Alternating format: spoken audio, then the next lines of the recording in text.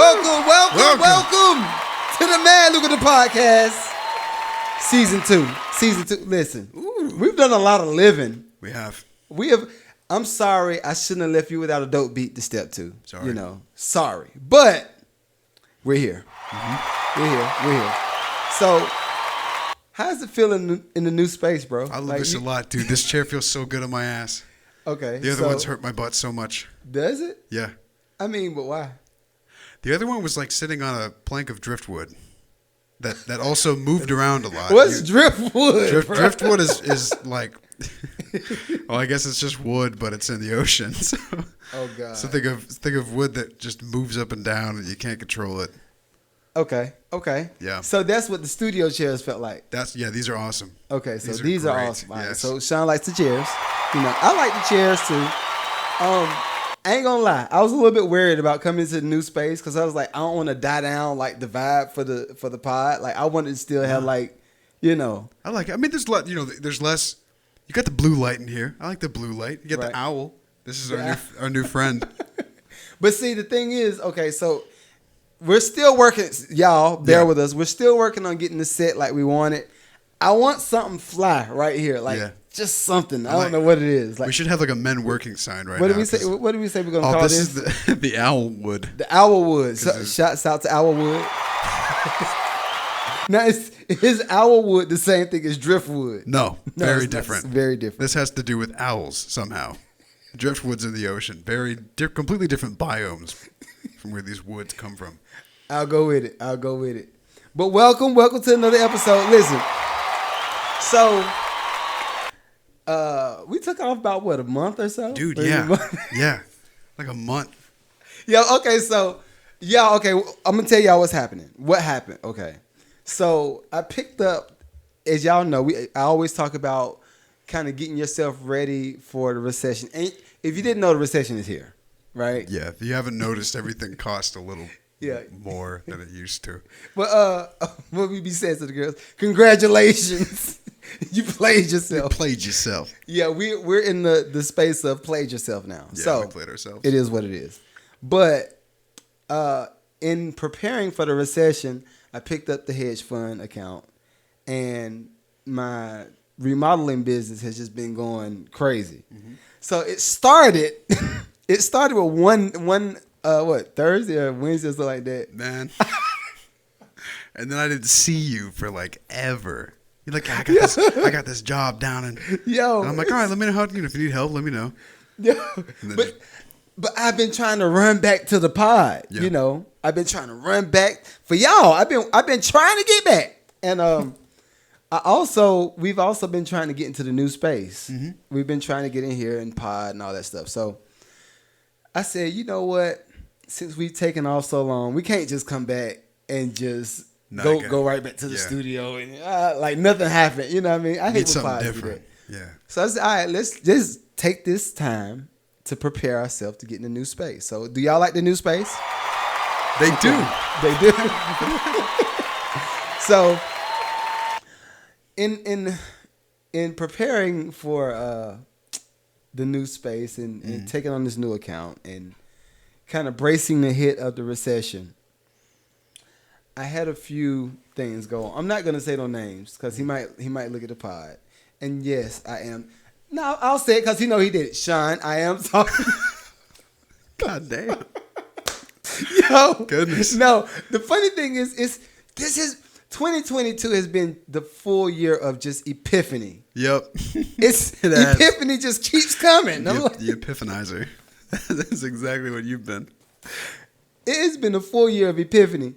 So, the last project that we did, and in epiphany, I'll say this, in epiphany, you start to understand your shortcomings. You start to understand kind of where your point of view on certain things. Oh, yeah. Your breaking points. You learn all of this stuff in that special season, right? So, I'm learning that, right? This whole year, 2022, it's just been that. First I'm like, okay, bro, you're fat. You got to get back to your sexy.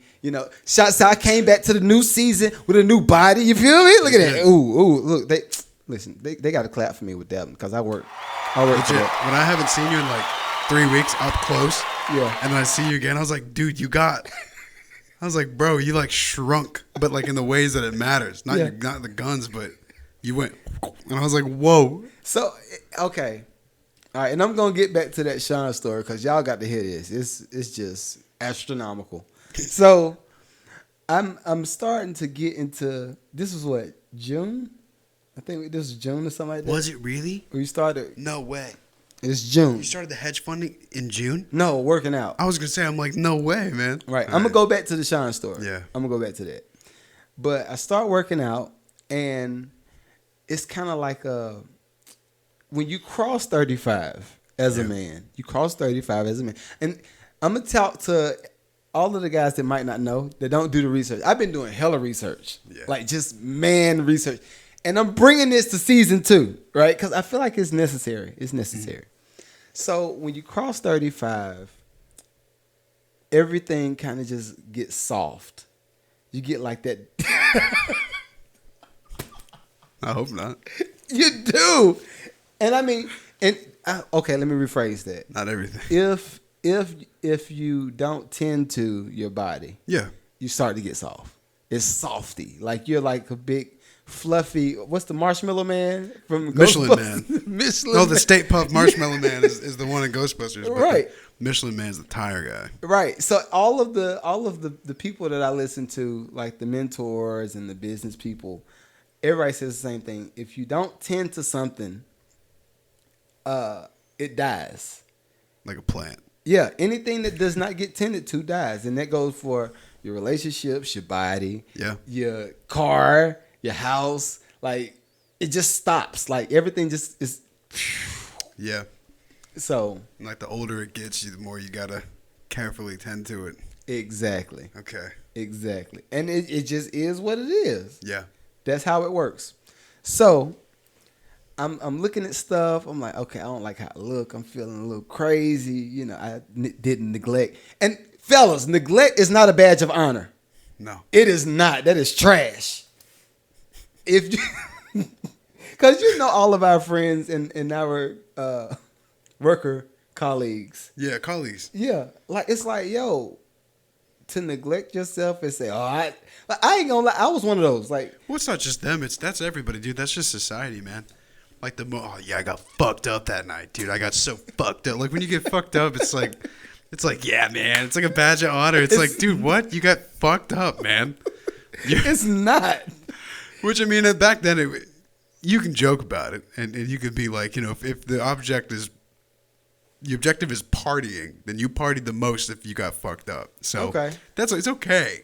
But I know what you mean. Some people take it too far, and it's like it's their objective every single time to get really fucked up. Exactly. And it's like, why would you want that? And that's not fly at all. No, as a person, it's gonna ruin you. But see, the thing is, okay, what happened, and this is self-reflection. What I'm looking at, it's like, okay, I wore Team No Sleep. I posted it on my social media. Team No Sleep out here grind, go get it, wake up and grind. We, all that stuff we say. Yeah. The older you get, you start to understand how stupid you sound. Like you just like Team No Sleep. I think I even said Team Sleep Deprivation. Then you listen to it back, and then in your head you're like, "Shut the fuck, shut up." 38-year-old me is listening to 25-year-old me like, bruh, please stop. That's just dumb. You're looking back, going, "You fucked me up. You fucked me up." So I'm just like, fellas, and I've been on the fellas hard too. Shouts out to what do I call it? My new dad bod group. Yeah. Fellas, join the group. I'm kicking all the ladies out this week. There will be no ladies in the group, I promise you. On Facebook, my new dad bod. But anyway, back to the story. So I'm like, all right, you know what? I'm going to start working out. Instead of eating lunch on my lunch break, I'm going to go work out, start doing some miles. Y'all saw me post with Sean, a few of those. I try to fit it in my schedule. Yeah, you got a whole different schedule. Your schedule. If things work out the way they do, I'm going to have a more set one. And I'll actually work out more. So I'm looking. I say, okay, look, you know what? I can do these. I can run these miles now. let me try to do some pull-ups on the monkey bars. So I try. Yeah. I think I got like 5 the first time. All right, I'm gonna keep working. You know, I'm very determined, and I'm gonna get to y'all that. I love this story. I love seeing where it went, and how it, you know. I'm gonna get to them that clown me about the Terry Crews too, cause y'all clown me on it, and it's fine. It's fine. So I'm working out. I say, okay, I got 5 this week. I'm gonna try to get 8 next week, right? Mm-hmm.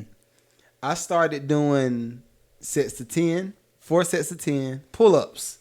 It's hard to do pull-ups. Because the more you weigh. You know, so exactly. Even when you build muscle, you just weigh more. Right. So pull-ups get harder. So when I started the workout, I started at 245. That was my fat weight. Yeah. Right. I stopped weighing in around 215, 218-ish.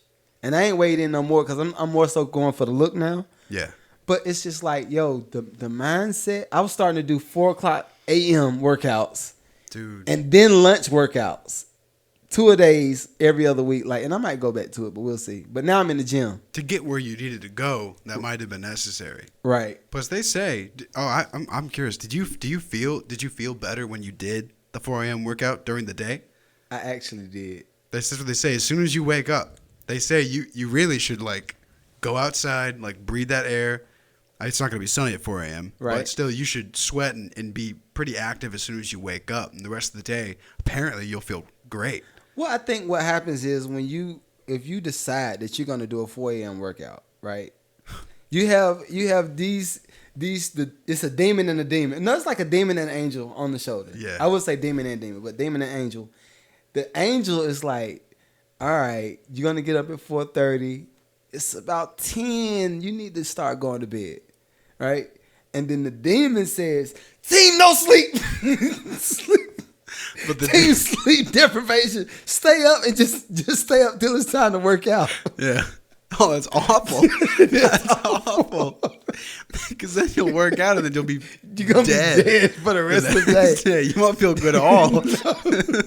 So I think you fight those two emotions, and then the prep of it all. Mm-hmm. It's not easy. Like just going through the mindset, like, okay, I know I got to start setting a real schedule. So that's where I got to, right? And then here comes July, here comes August. I started to see a 4-pack. You know, I'm going to show the 4-pack in like 2023. There was 6-pack. No, 8-pack. I'm going to go for 8. I'll try to get mine by 2023 too. But you're small though. You're not fat. No. I don't know, man. My body type's really weird. I'm not fat, but I'm not fit yet, you know? Okay. I'm like fit where I need to be. Yeah. But then everywhere else I've just completely neglected. Okay. But nowhere am I like fucking like pudding flabby, you know, where it's just like throwing a rock in the water, just the ripples. Right. I'm not that, but I mean I'm not toned. Well, that was my issue too, right? Man boob. Yeah. Every dad that quote unquote has wore the badge of neglecting himself as a badge of honor. Yep. Willfully takes the man boob. I have, man. Yeah. everyone that fucked off has man boobs. And you're like, yeah. Even if you're small, you got man. Yeah, you know, you just messed up. But then I started following people like 2 Weeks Out. Shouts out to Mr. 2 Weeks Out. Him and his wife are dope. They're here in Atlanta. But really? Yeah, they're dope. But I follow them. I follow a few other guys. Ed Milet.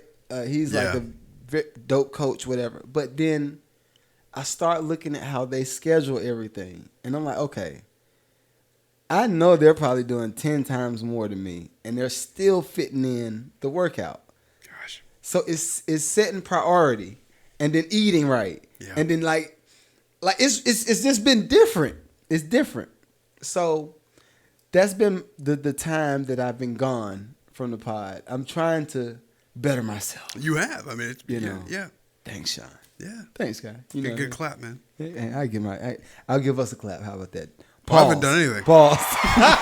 You're back at the pod. Yeah, there you go. So what did you do during our time off? Went on enlightenment journeys. I meditated. I met a shaman. I hiked mountains. Did you really hike a mountain? I wrote a book. I would write haikus. Are you lying? Yes. Okay. Well, no. I mean, Meditation could just be you know, just like praying. Praying's kind of meditation. Right. Except you're just talking to, you know, I don't know. That's terrible. I've just worked.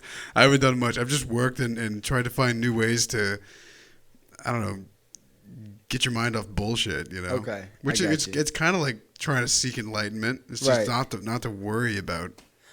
Okay, shit, this you is know? okay. This is a friend question then. So look at this. Season 2, you bad. Spam risk. It's always spam risk. So in bettering yourself and seeking like that new higher level self, what do you think are the main? I say the first step. What do you think the first step is? The first step in bettering yourself? Yeah, Like enlightenment wise, or just like self-help, bettering yourself? self-help. All right.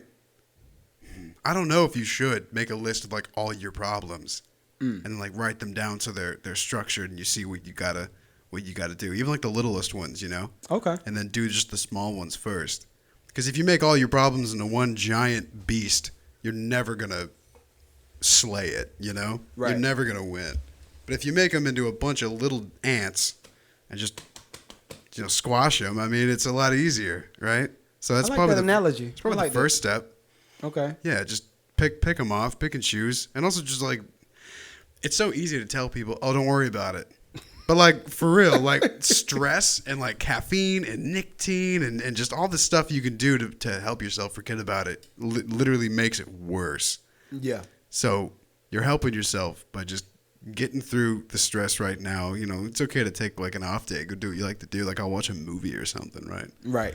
But also, what? Here's a cool thing. Even if you're not religious, this could probably pertain to you. Like if you've heard of Idle Hands or the Devil's Workshop. Yeah. Right. Especially if you're jacking off. I had to do it. I don't want any part of that workshop. I don't want to be in there. Go ahead. But basically what that means is the less you fill your life with, the more you're going to fill it with bullshit. So if you have no time at all, if you fill your life with nothing but goals to make yourself better, you'll have no time to fuck yourself up more. So I wanted to wait on that subject, but I'm going to jump in because I have to agree, right? I feel like mindset is the first, like, big step. Yeah. Because I think even if without the mindset, you're not going to write nothing down because you're going to think everything's cool. Yeah. So it brings me to a story I talked about on Instagram earlier. Are you talking about you got to know you have a problem first? Right. Yeah. You have to identify it. It's cliche, but that's what they all say. But it's right. If you don't know you have a problem, then you know. Even in, it's something simple. All right, something simple as this. I remember this was probably May. I'm gonna say April and May roughly. It kind of started giving me little jabs here and there. Yeah. I wouldn't look at myself in the mirror technically. I would glance, make sure I ain't got nothing on my face, brush my teeth here, even brush my teeth. I would brush my teeth in the mirror for a little bit, then I walk off and go do something else while I'm brushing my teeth, then come back in the sink, spit, and then put my clothes on. The issue in that, what I've learned is you're not really identifying your flaws in person. You're kind of glancing over it.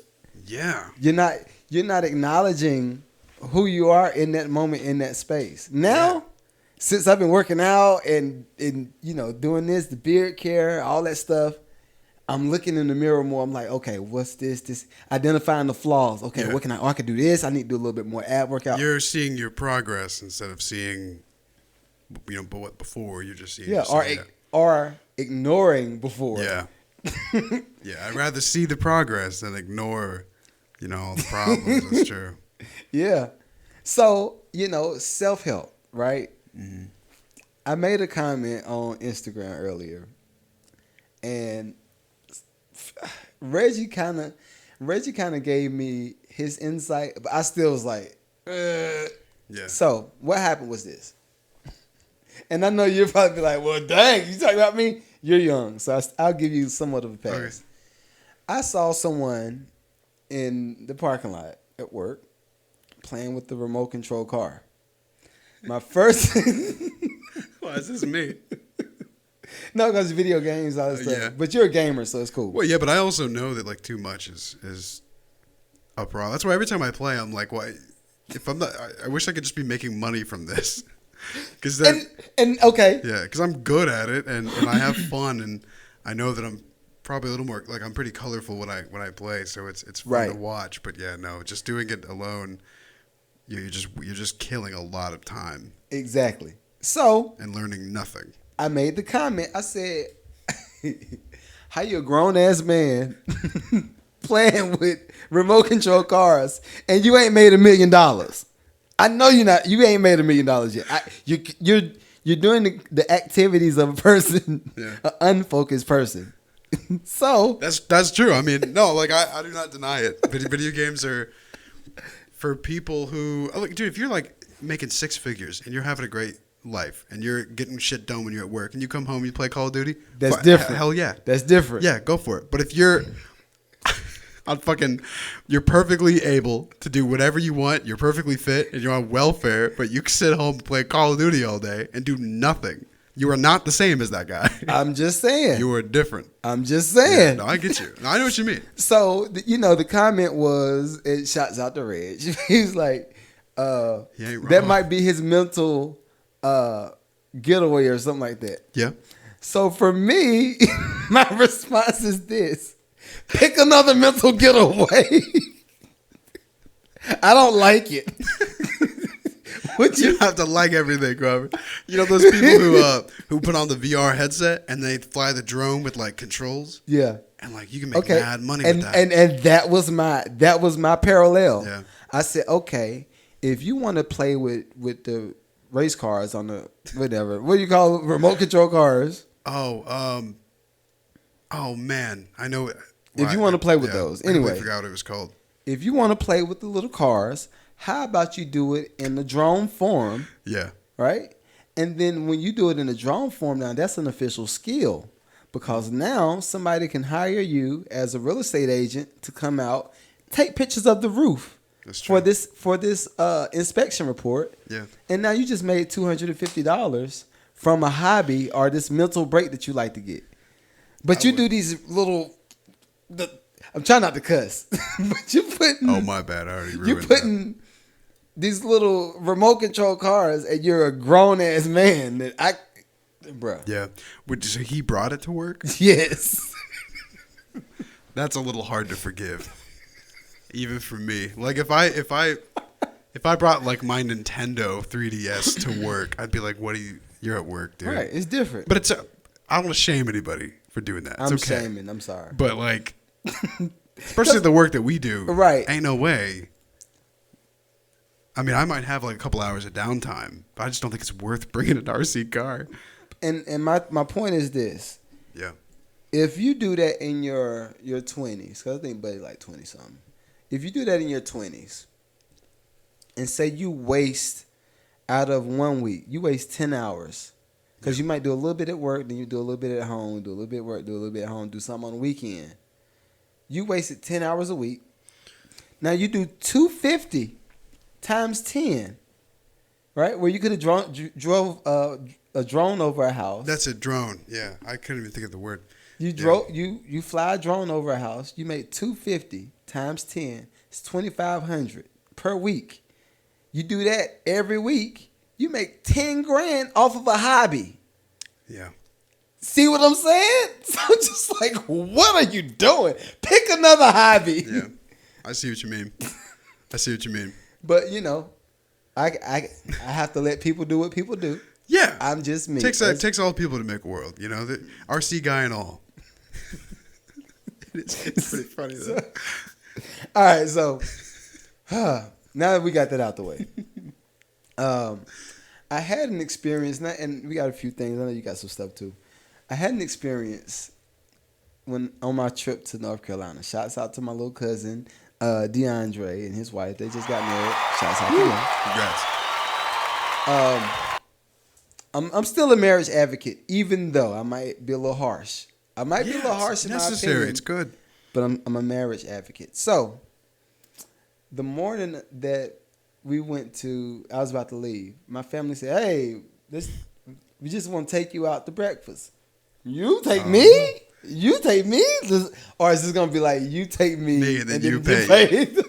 But no, that wasn't the case. Yeah, my mom was the like, big shot's gonna pay for it. Yeah, I see it. So my mom was like, "I got you." So I was joking with. I said, "No, I got you." So she said, "I got you." I said, "All right, cool. You got me. Cool." It's just me and Skylar. Skylar came, daddy's girl, and we were in IHOP. I'm gonna say it. Yep, IHOP. Y'all got to do better. And please send this video to corporate. Matter of fact, I'm gonna try to get the edits down so we can get it edited down just to this IHOP section. We could have a list and bullets where we have problems. Yes. IHOP. I will say, every time I've gone to IHOP in the last 10 years, it consistently gets worse. The only thing it was their redeeming quality. This was like 5 years ago. Is the last time I ate IHOP. And what IHOP was this? The one at Cumming. See, okay. And that would be a good IHOP too. For the listening audience, that would normally probably be a good IHOP. But go ahead. And I haven't been in so long. But no, I went 2 years ago, and it was bad. This is the one at Duluth. Anyway, that would be a good IHOP. It's not in the hood. That's why that's all. Oh man, that's why. Yeah. Hood IHOP. Yeah, it's different. It's a little bit different. Go ahead. But yeah, I got the only thing that was good there was the hot chocolate. That's it. They had it's this holiday hot chocolate. It's like peppermint and something else. It was amazing. It's so good, dude. I got 2. I just kept drinking it. It was so good. And after that, their pancake. They have better pancakes at Waffle House. That's how sad it is. You can go to Waffle House and get better pancakes than you can at the International House of Pancakes. I don't like that. That's nasty. International Hood House of Pancakes. Right. So that's your experience? Yeah. That ain't that bad. Denny's is rough. I ain't been to Denny's in a That's because you don't go to Denny's. You end up at Denny's. Okay. It's the last. If you can't find anywhere else, you're like, I guess we'll go to Denny's. Okay. So let's go back to IHOP though. Yeah. We're gonna go back to IHOP. So we're waiting. Everybody's in a jovial mood. We're laughing. Family. Oh, I ain't seen you in a long time. We're gonna talk about this, and we laughing.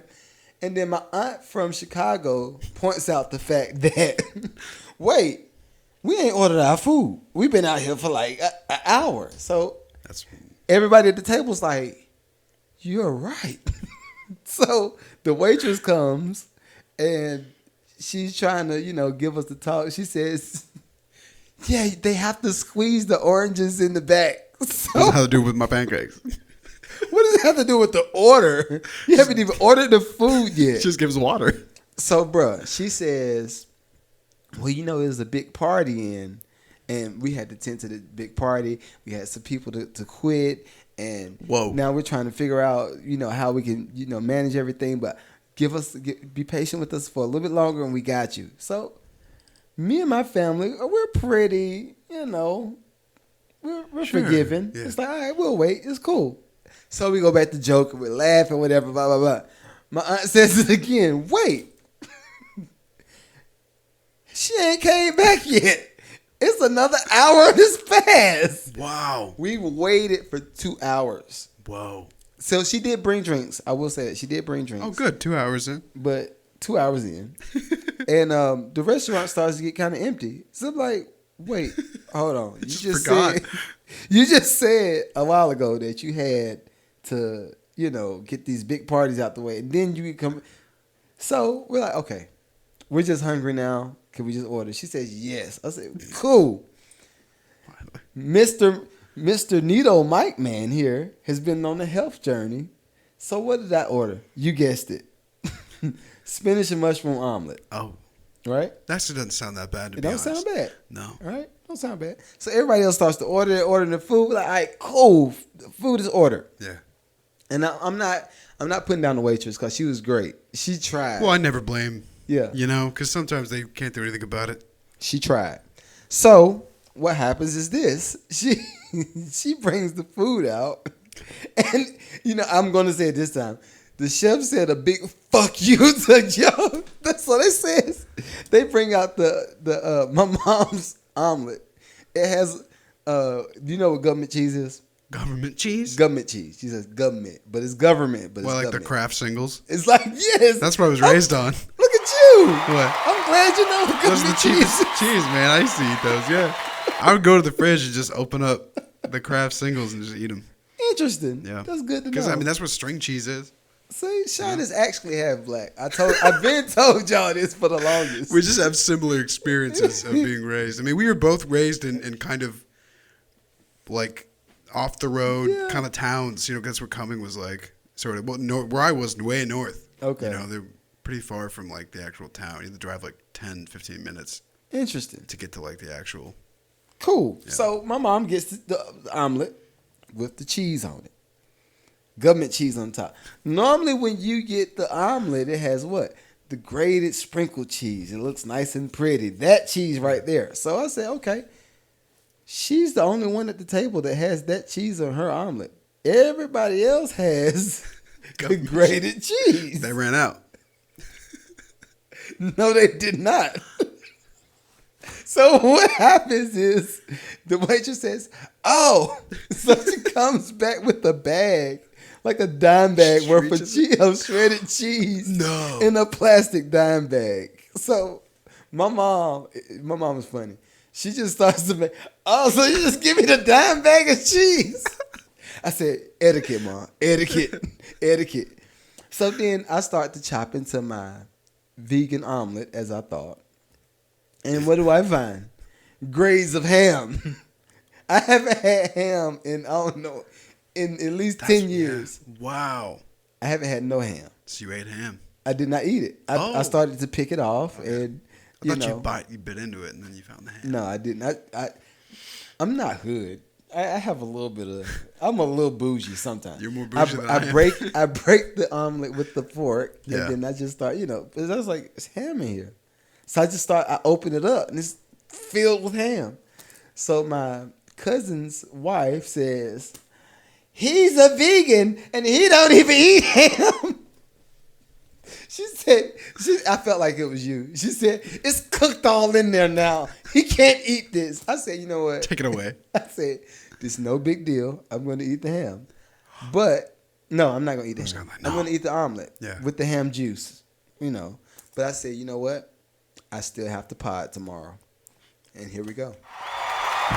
So IHOP, you're done. It's a wrap. Man, rest in peace, IHOP, dude. Yeah. But I mean, to be honest though, what that guy was saying, everyone seems to be quitting IHOP. It's very much a dying chain. I wonder what the issue is. I don't even know if the one in Cumming's still there. It might not be. Do you think it's the food? Because IHOP used to be the hot spot. IHOP was great.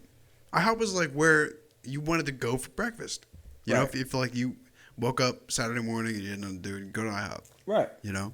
IHOP used to be fire. So I'm lost. I don't know. I have no idea, but they failed. So then the manager comes out, and this is the last part, I promise, then we're off IHOP. The manager comes out and he's wanting to hear our grievances. You don't ask my family about the grievances because they're gonna tell you. And it's gonna be animated. You think I'm animated? They are super animated. My mom, oh my God, I'm exaggerating. But I almost died because she just gave me this government cheese on this omelet. Then my cousin, I love it. She says government cheese. That's funny. Then my cousin says, "I've been waiting for the orange juice still, and this is apple." So I was like, yeah, she said, the waitress said that they had to squeeze the oranges in the bag. And, he said.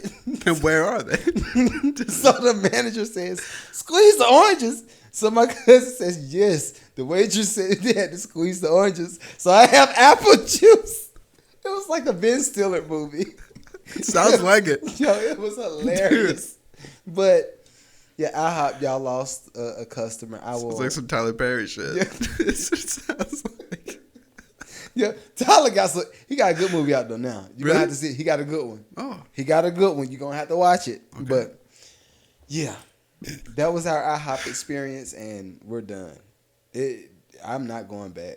I haven't been in a while, I want us to do a pod from Barney's. Have you ever heard of Barney's? Yeah. I've never been, but yeah. It's fire. Some people will die for Culver's, apparently.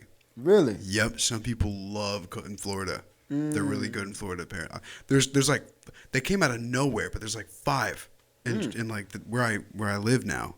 You know? Really? Yeah, there's like 2 incoming now. There's one in Duluth. There's one in Alpharetta now. They just like came out of nowhere. I got a chain that I want to bring to Georgia. I don't know if. Oh, you were talking about the secret chain. You don't want to. Oh say. my God! Yo. Enterprise it, man. I'll work there. You ever seen Breaking Bad? I don't want you working, but I want you to be an owner. I know, but you ever seen Breaking Bad? Yes. I'll be that guy. I'll be the Don. What's his name? The Chicken Man, who owns the chicken place. Yeah. That don't even matter because you're not gonna be a worker. No, I'll own it. I'll be him. Okay. Yeah. Got you.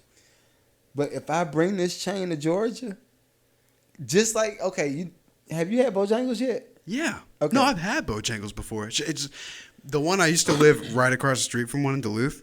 And the one that was down in the cut? Literally right on Peachtree Industrial. Yeah, I remember that. They removed it. It's gone. I know. I was like, my Bojangles. Did you enjoy it, though? Yeah. Okay. Yeah, that Bojangles. was a big North Carolina chain. Period. It was not in Georgia at all.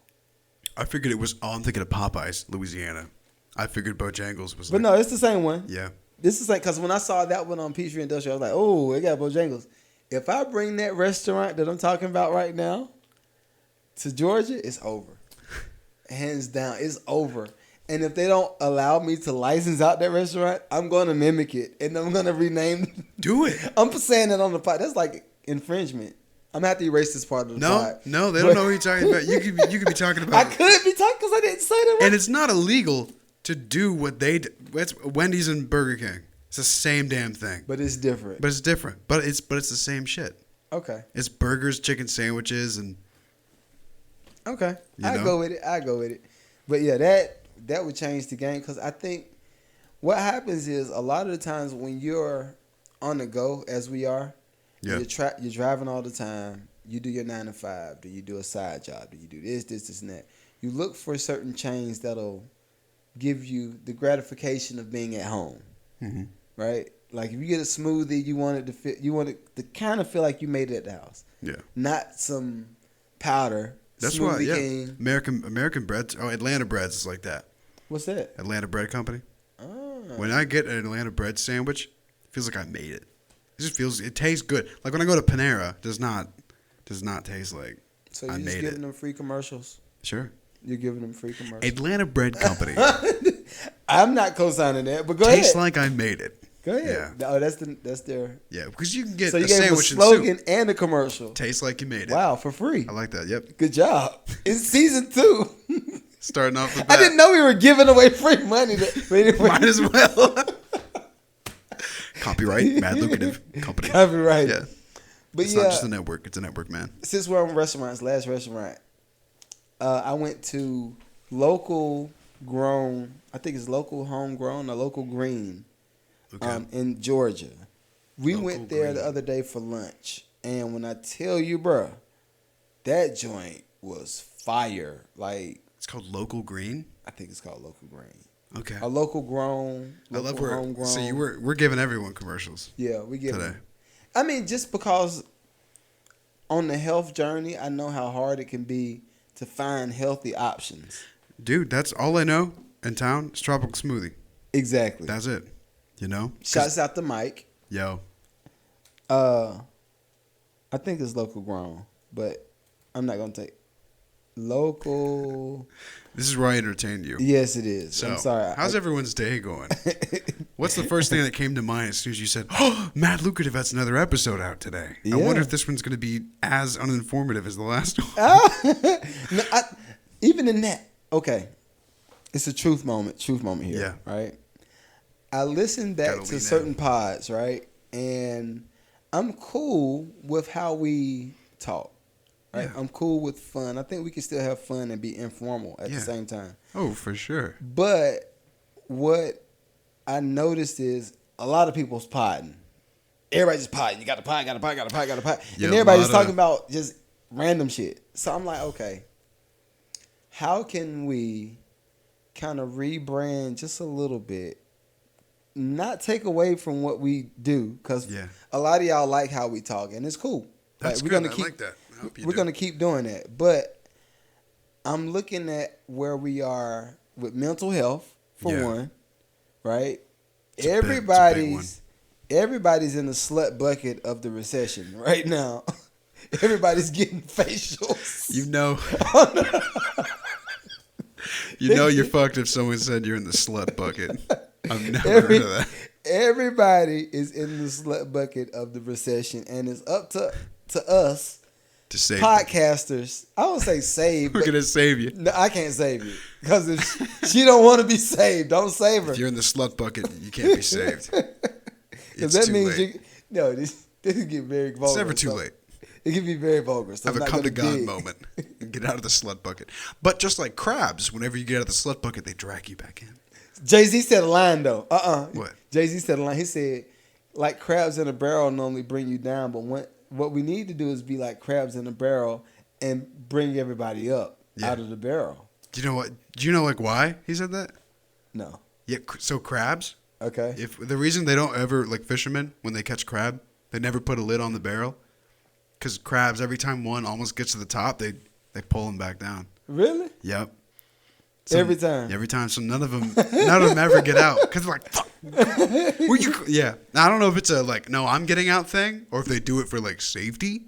I don't know, but they never put a lid on it because crabs will drag you back in, man. It's a deep moment. The crab bucket, the slut bucket. It's a bucket.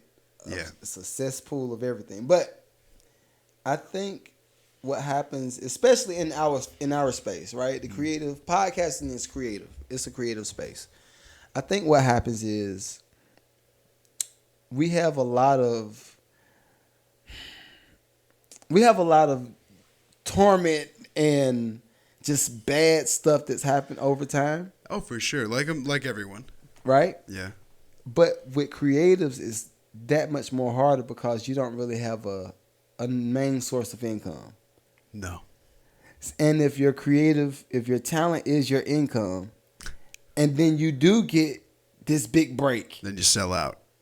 Not sell out. I'm just kidding. I know. Technically, you can. A lot of them do, but I get it. Yeah, it's you get this big break, and then somebody says, "Hey, help me out." You like, well, why? Yeah, no. Like, I just got here. Like, this is mine. I just got this. Yeah, and I think that's what happens with a lot of creative people. Oh, the crab reference. I get it. My mind's connecting them now. Yeah, I think that's what happens because it's like, yo, I think the core of a creative person is to help a person. Yeah.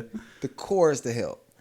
But it's like if you just spent 10 years in the crab barrel, in the cesspool of don't crab bucket life shots. Yeah. And replace life shots with something else shots. But if you've been in that bucket for 10 years. I wonder what Crawford meant when he said life shot. But you've been in that bucket for years and then you get this big break. It's like, no, I'm not helping nobody. Yeah. I've been here 10 years. I've been down 10 years. A lot of people do that. A lot of people. And like it's so accustomed that people are like, well, of course. Mm-hmm. Why should he help you? Right. I know what you mean. There needs to be communities of people that actually want to help each other without crab bucketing them. You know? Right. But then there's another community, I think, where you feel like the creators feel like they're owed that shot. Yeah. Yeah, get a lot of entitled people. I worked for 5 years, and I look at like people like Viola Davis. We watched her thing with Oprah. It was good, and a few other people that spent years, like a decade worth of work behind the scenes. Whoa! Right, really? A decade of work behind the scenes. Then you get your first break in your 30s, your 40s, your 50s. Morgan Freeman, dude. Morgan Freeman didn't get like a lead role until what? He was like 50. He was older. He was like 60 or some shit. But he was working. He was working and you know, honing in on the craft. Yeah, he's working the whole time. That's the thing. Even if you're not, what is it? The best time to plant a tree is 25 years ago. That's a bar. Yeah, I forgot where I heard that from. But it wasn't me. I didn't say Expound on it though. Well, because when you plant the seed, nothing happens. Your weeks go on, years go on. You're like, it's still just as tall as me now. It's not a good tree yet. 25 years later, now it's giving you shade. You can hang stuff up on it. It can give you wood. It's a tree. It's a full ass tree. Right. But you had to have planted it 25 years ago to get the benefits of a tree today. Exactly. So that's where they say the best time to plant a tree was 25 years ago. That's a bar. You know? And do you feel like people have a realistic expectation of timing when it comes to expecting the outcome, like expecting Some people the fruit. very realistic, and then some people no. But I think, at least from what I've seen online, it's talked about enough where people are like, you can't expect you to immediately become a whatever. Okay. I feel like people who go out and do that are like, look at like the biggest YouTubers today, right? Okay. That's the only career I can think of, which is such a shot in the dark that you just have to be lucky as shit, you know? Okay. Like the biggest ones will tell you, like Markiplier and people like that, or I know somebody that you don't want to say. who? Gary Vee. Oh, Gary Vee? Well, no, Gary. Gary Vee. You know, here's the thing. I would. God, dude, that guy's so crazy. He's just nuts. All right, but I mean, he got. I love him, though. I will never say he didn't work for what he has. Yeah, he worked. That dude's just like him. I mean, but he like grinded. I'm talking people who just started making fucking gaming videos and shit like that. Just random videos, and they did not expect to become huge like that. Mm-hmm. And they just did, and now they have so much money, they don't know what to do with it. Even like streamers and stuff, so much cash, they could never spend it all in their lifetime. I don't think they could. No, they could all buy probably like small countries.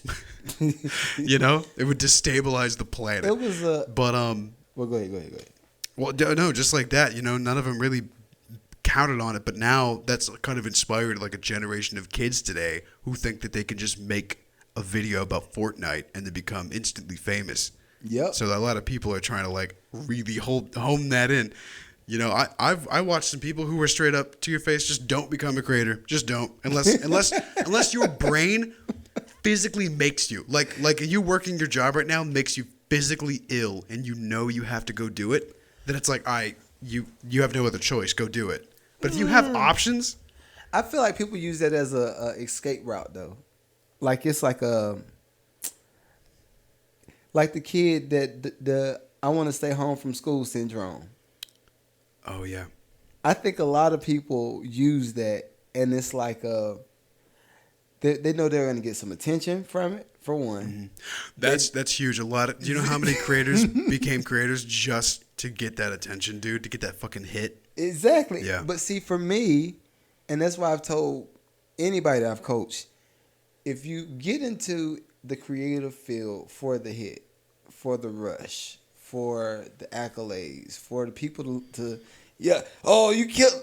If you get into it for that, it's the wrong reason. Yeah, those are always the people who break first too.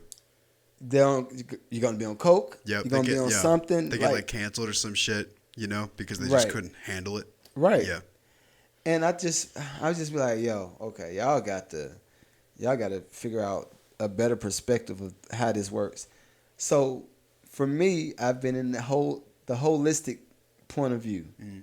Like, all right, if we're gonna do this, then let's do this. Like, we talked about who we might be coming up under as far as the pod. Shouts out to you. Y'all will know where we're going soon.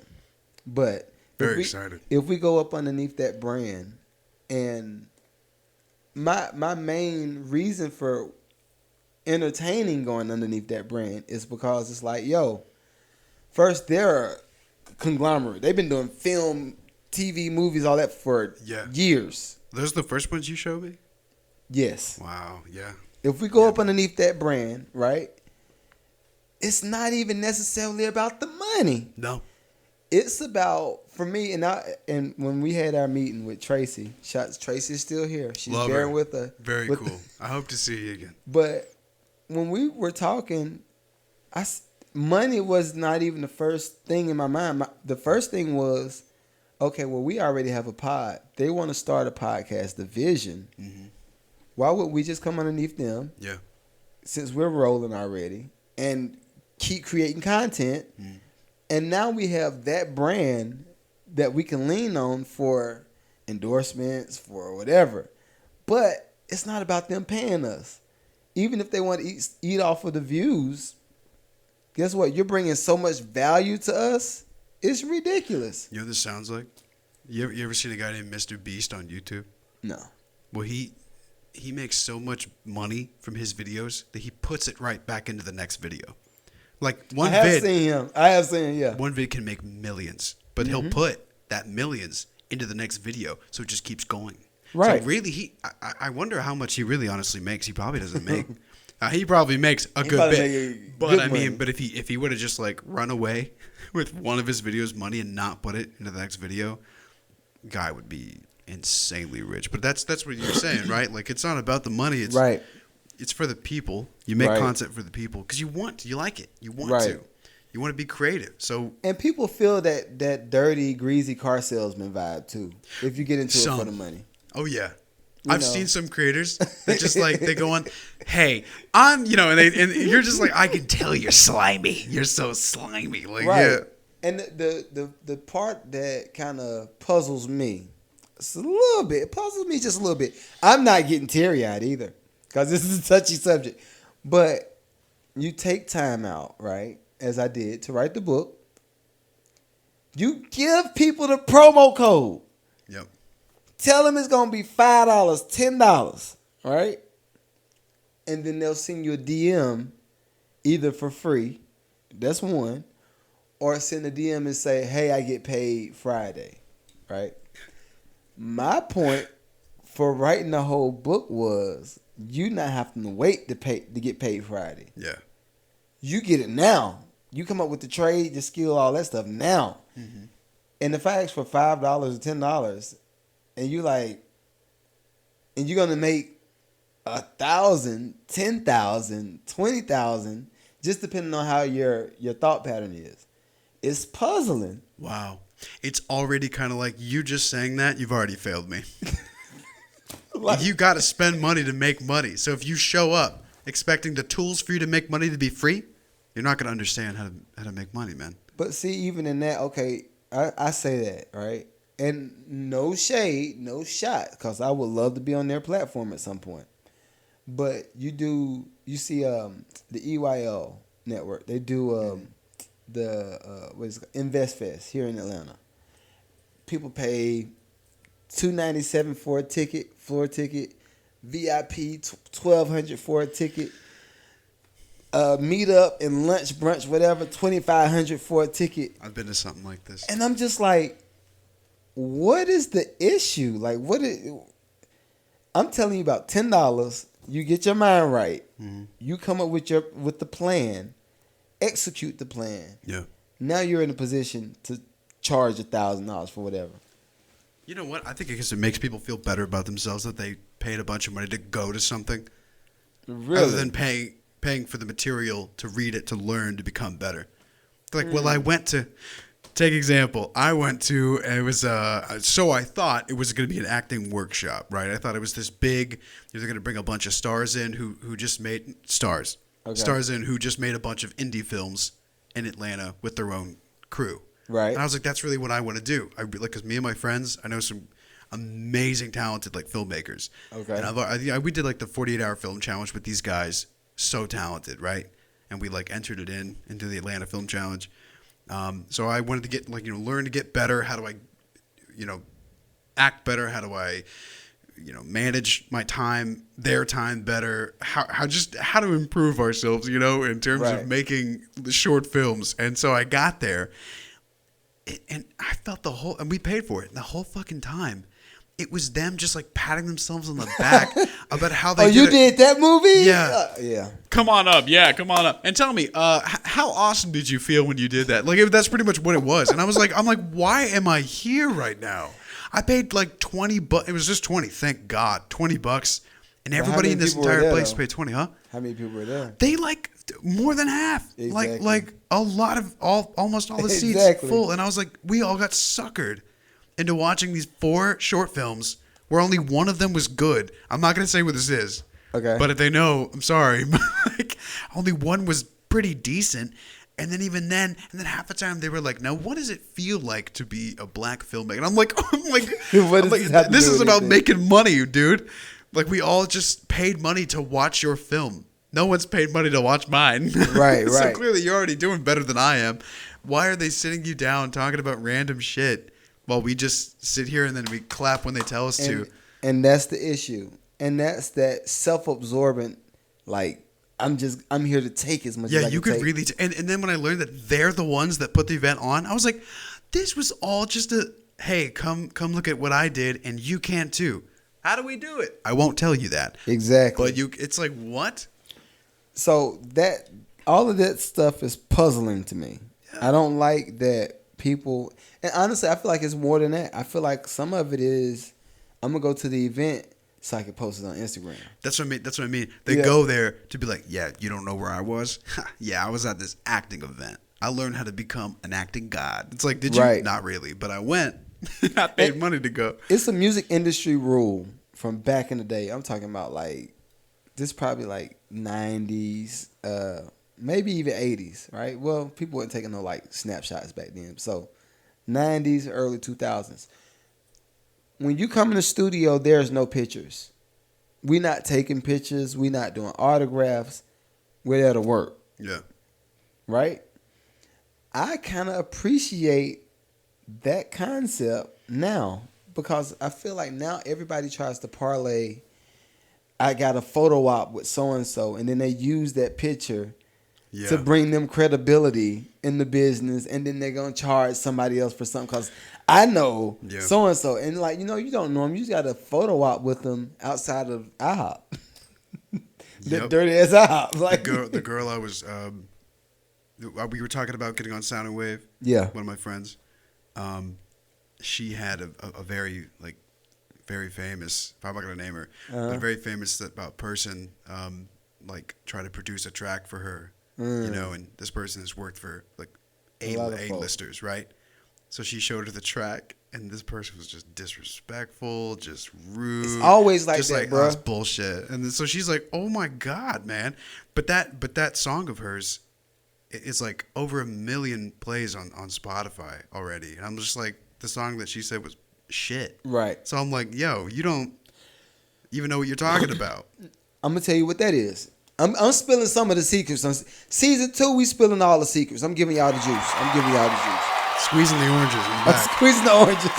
So, in the music business, maybe even the film. I'm not ingrained in the film industry yet. But I've heard music is cutthroat, man. I know film is, but music. What happens in music is this. You'll get a person that's phenomenal, perfect pitch singing, can produce their own music. Yeah. Might have their own team, have the look, have the graphics, have the following, everything, right? Yeah, like all set. Kit and caboodle. A lot of the people from the music business try to find as much bad as they can find to make that person feel that small. So in return, the person feels like, well, I need you. Oh.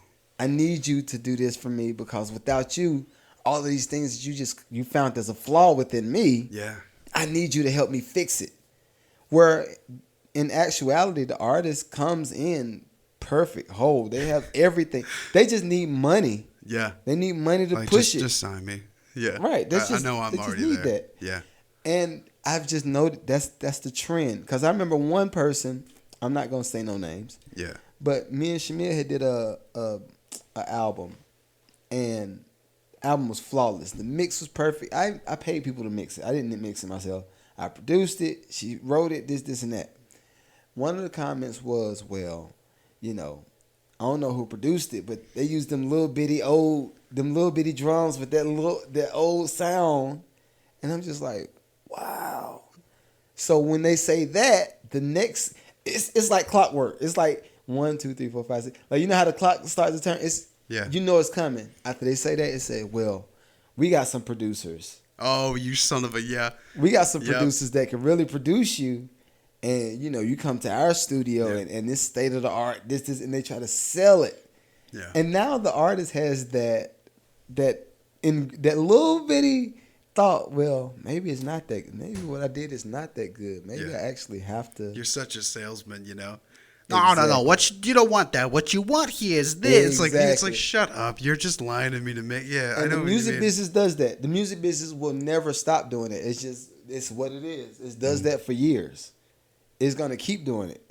And as long as people keep allowing, as long as artists keep allowing the big machine to tell them, well, you're not good enough. Yeah. Why did you sing that song why did you write that song like that? Were you off? You see what I'm saying? Yeah. as long as artists keep allowing the business to do that, they're gonna keep doing it. It's like a doctor doesn't want to cure you. You know? Same It's exact like, no. You could do a lot better. Come back to me next week and we'll try to work on your voice, you know? And it's like, Right. I was perfect. Right. You just want me to, dude, it's like therapists, man. Some therapists will do that. Really? They'll go, oh God, Enlighten me. So I have one therapist I've had one time. You know, they'll be like, well, we'll work on those issues. We'll work on that. You know, I think you have this or this or this. Or that's where they say if your therapist is pushing you to go to a psychiatrist really fast, don't trust that therapist. Therapy should take months before they should start suggesting like drugs, right? Really? So if they, I mean, unless you like super cool, real crazy. messed up, yeah. Okay. I mean, if you got a very easy to indicate problem, they go, no, I know what's wrong with you. Take this. But if you're like, oh, well, you know, I think you might. They don't do that anymore. No more coke. They might have given you back then as a cure, but not now. You know, they're like, well, I think, you know, just try this, and they'll put you on something else every time. You know, you keep coming back, keep getting more stuff. It's more like a salesman at that point than someone who's actually trying to help you. You know, so that's what it sounds like to me. The music industry. Yeah, it's the exact same, and I feel like where we are now with the recession, where people's mental is like it's stupid. So stay strong, y'all. Please stay strong, cause everybody's trying to nickel and dime every thought out of you. Last but not least, on that mental health note, the video that you sent me. Yeah. With the girlfriend rolling over the boyfriend. She killed that old dude, right? Yeah. Okay. What was the purpose of her doing that? There really wasn't a purpose. I guess to get it out, you know, just because you're angry. But at that point, you got to be a little text message or something, wasn't it? Yeah. Something like that. I don't know. Was he cheating? I forget what the video said. Was he cheating on her? She had read the text message. Hold up. And I'm a double check because I don't want to put false accusations out there in these streets. Well, it's about the same as that lady who blew through the 6 cars. Same exact thing. Okay, so tell me this. It goes back to the mental health stuff. Do you feel like people are not learning how to deal with their emotions? Yeah. Okay, that's one. A lot of people. Why do you feel like they're taking it out in a assault type of way? I mean, a lot of people. I feel like nowadays too. And this doesn't go for men. Like men are definitely put down a lot for like like the whole like toxic masculinity craze that's going on. Right. Where really it should just be called toxicity in general, because both genders have it. Right. You know, both genders can be toxic, and I think for the first time they're seeing that the other gender can too, but they're not really put down for it a lot more. You know. So I think.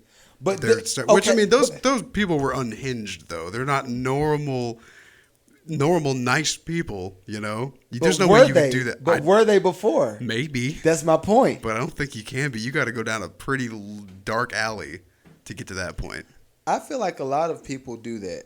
Like, at some point, you know, shouts out to my wife in my shot, but it's cool.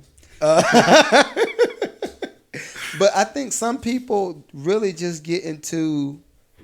All right, case in point. Yeah. Got a perfect example.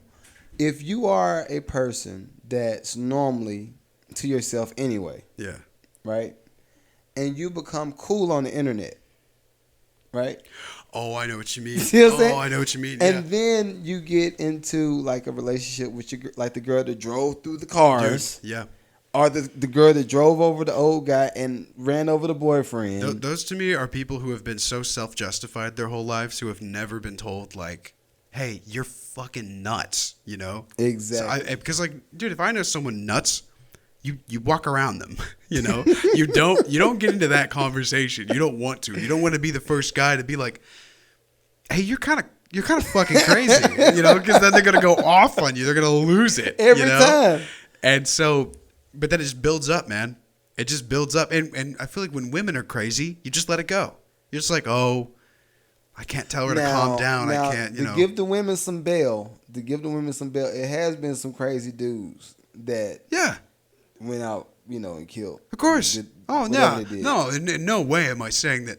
oh, women are demons now. We got to watch out for them on the street. You know, they can hit us with a Mercedes now. That can happen to anybody. You know, anybody can hit you with a Mercedes, you know, but like for sure, I think it's just, I don't know, man, that takes a lot to be able to. And did you see the video after she hit the guy?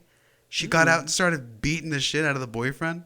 Oh, you talking about the ran over the boyfriend and the old guy? Yeah. She knew that the boyfriend had 2 broken legs. Yeah. The old guy was dead on impact. And she got out and started beating the boyfriend with already broken legs.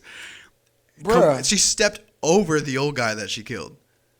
And that's why I'm like, that's what I'm saying. That ain't normal. Like, you are nuts, but dude. See, the thing is this, all right? And I'm not making, I'm not giving them a pass, right?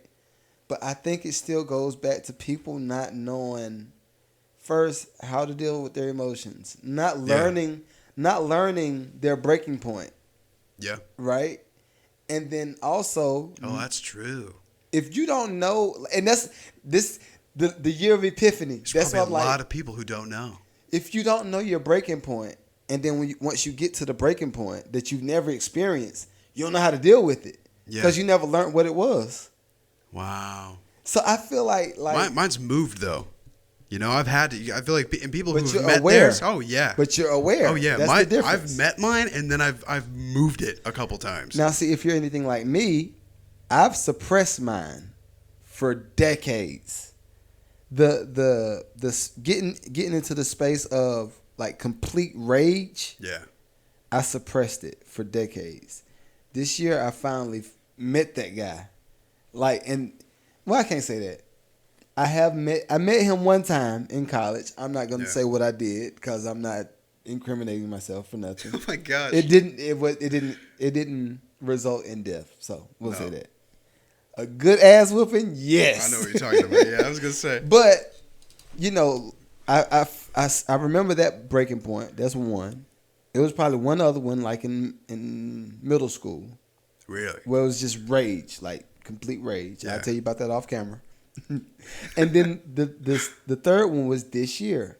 Mm-hmm. So you talking about 97 to what's that? God, that's a long time. That's when I was born. 90s. So 97. You got a reality check. Maybe 07. Yeah. No, 04. And then 2022. Where you actually know your breaking point. Yeah. But I know it. I know what it looks like. I know what it feels like when it's about to get there. It's important because that just goes with living life. And if you don't, the people who have lived the least, you know, say what you will with them. You can say a bunch of stuff with them. They're the least wise. They're the least experienced. They don't know. They haven't been told no less, you know, than most people. They haven't been told less too. They just haven't been told much, you know, much at all. You gotta live life. You gotta be your happiest you've ever been and the maddest you've ever been as well. You got to feel, you know, you got to have all the emotions. Yep. You can't just be happy 24/7 as well as you shouldn't be miserable or rageful. Some people get into a rage loop, man, and they're just rageful their whole fucking life, and they never get out of it, and then they just become like disillusioned with the rage, and then that's all they know, and then they seep into this like calm, somber rage the whole rest of their life. You've seen those old dementia old men. I've been in calm, somber rage. I know what that feels like. Yeah. Like at any moment, I could, like if someone says hi to me wrong, I'm going it's postal. Over. Yeah. It's a wrap. But yeah, some people, like I said, the old men that just live on into their 90s, and they're you've seen them. They look like those two Muppets that are just angry. You know, they're just pissed all the time. And you're like, you live your life like that. Whole life. You take a shit pissed. You eat your breakfast pissed. You just everything just you do. You get home after work and turn on the TV. You're like, it's like, is everything just angry with you? That some people, and you can't get out of it. Be very careful. Do not get into that. This is alcoholics too. Yep. Because then they go, oh, I can't drink that. I can't drink that. Because they know if they have a sip of it, they're going right back into Mr. Hyde. You know? And we're gonna start wrapping up, but on that note, I challenge everybody to learn your family's pitfalls. Learn your family's issues, and then learn how to deal with it, right? Because with the alcoholic stuff, I told you I lost my uncle. My uncle, he drunk himself to death. It's like it grabbed onto him. He lost top engineer. He goes from being a top engineer at one of these big companies to, all right, now you got DUI? DUI, yeah. Got DUI. Okay, well, I can't drive for. Look, the response was, I just can't drive for a little bit. It's cool. Drink some more. Get license back. Guess what? You flip over your truck.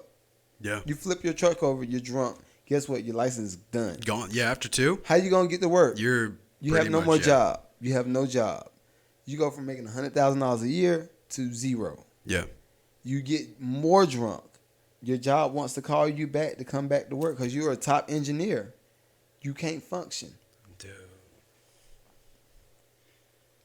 But I guarantee you, if he learned what the breaking point early on, yeah, he'd be like, all right, like me, I know. Even then, even halfway through when his job wanted him back, there was still time. It was. But he just. Yeah. Know if your family has addictive behavior and know how to place it. I know mine has addictive behavior, so therefore I place mine in working out. Yeah. Let me eat better. Let me get addicted to a healthy lifestyle versus everything else. And that's good. Yo, like, we gotta do better, yo. Period. Everybody. Yeah, I guess we are. Is this more of a grown-up pod now? I'm trying to understand. Well, the last one we left off on was pretty traumatic, right? Sort of. We talked about some crazy stuff. Okay. My childhood, and I got some more. Right, I got some more childhood stories too. Maybe that should be the next one. We'll sandwich them. All right. Who knows? We can do that. But that's episode season 2. I noticed I didn't say episode what number because I don't know what it is. So anyway. Something. It's episode 1, season 2. Episode 1, season 2. All right. Shouts out to us. See y'all next week. Peace.